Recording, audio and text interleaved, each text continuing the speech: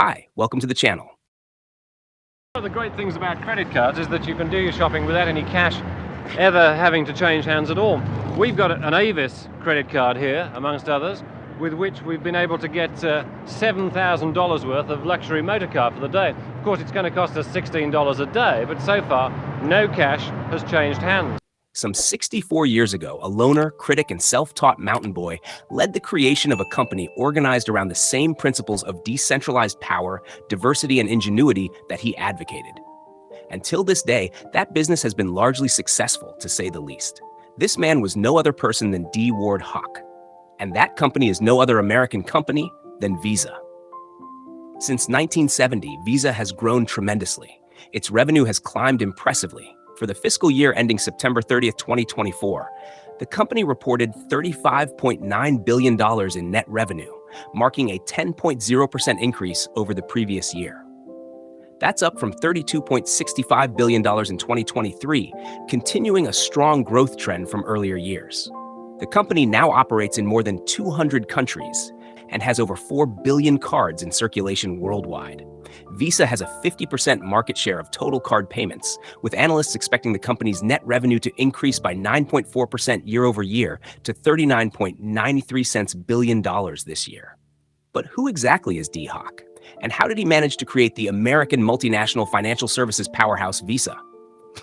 This is the extraordinary story of Visa and the master brain behind it, Dee Hock.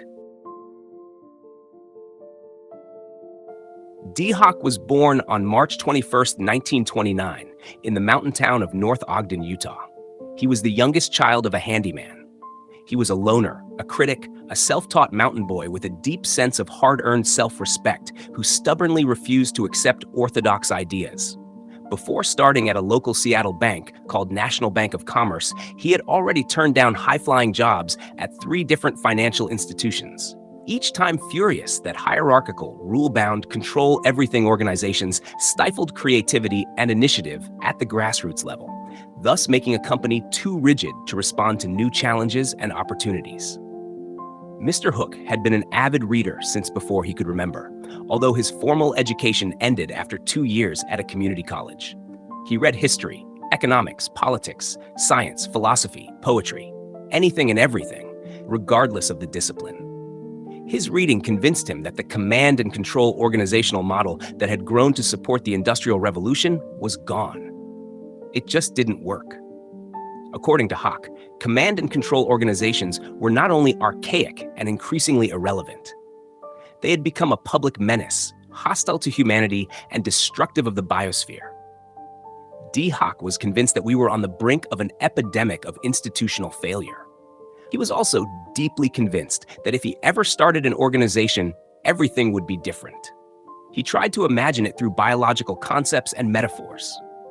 Then came the crisis that hit the credit card industry in the 1960s.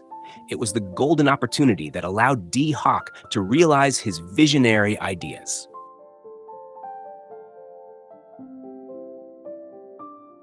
It all started in the late 1960s when the credit card industry was on the brink of disaster. The predecessor to the Visa system, the very first credit card, was the Bank AmeriCard, born a decade earlier as a statewide service of the San Francisco-based Bank of America. The card got off to a rocky start and then became relatively profitable until 1966, when 5 other California banks came together to launch a competing product called MasterCharge, now known as MasterCard. Bank of America quickly responded by franchising Bank AmeriCard nationwide, since in those days, banks were prohibited from having branches outside of their state of incorporation. Other major banks quickly responded with their own card and franchise systems. A credit card orgy ensued. Banks sent mass mailings of unsolicited cards. Children received cards. Pets received cards. Convicted felons were given cards. This later led to massive credit card frauds, and banks were at risk.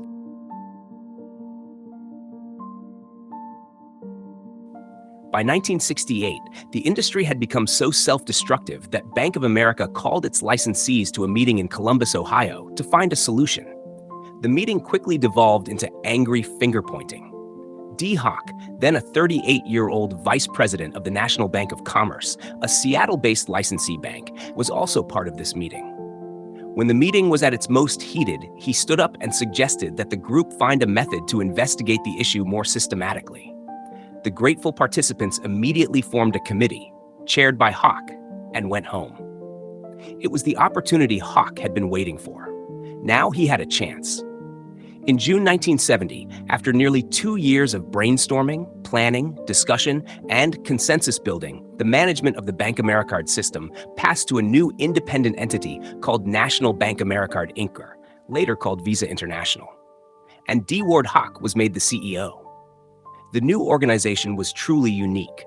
It was a non-stock, for-profit membership corporation with ownership in the form of non-transferable participation rights. Hock built the organization around his ideology of being very decentralized and collaborative. Everything from authority, initiative, decision-making, and wealth is pushed out to the organization's periphery, i.e., the members. This design was inspired by the urge to resolve a fundamental tension. On the one hand, the member financial institutions are fierce rivals. They issue the cards, not Visa, which means they are constantly vying for each other's consumers. On the other side, members must work together. For the system to function, participating merchants must be able to accept any Visa card issued by any bank, anywhere. Meaning that banks must adhere to particular standards on matters such as the layout of the card. More importantly, they participate in a shared clearinghouse operation, which is the mechanism that reconciles all accounts and ensures that merchants are paid for each purchase, transactions are cleared between banks, and customers are billed.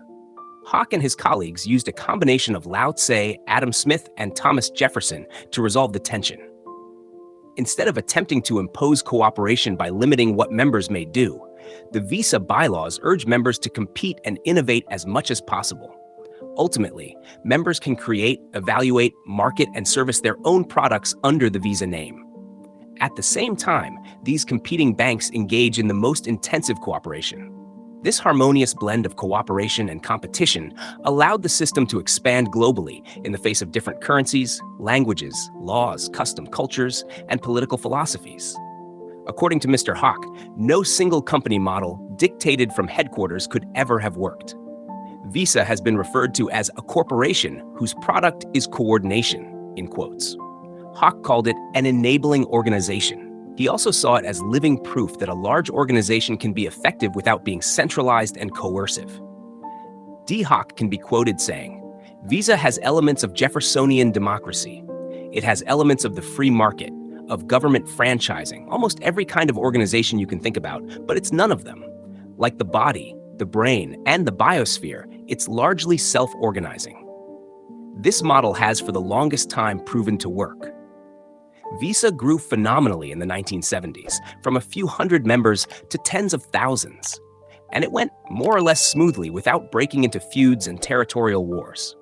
In fact, by the early 1980s, the Visa system surpassed MasterCard as the largest in the world.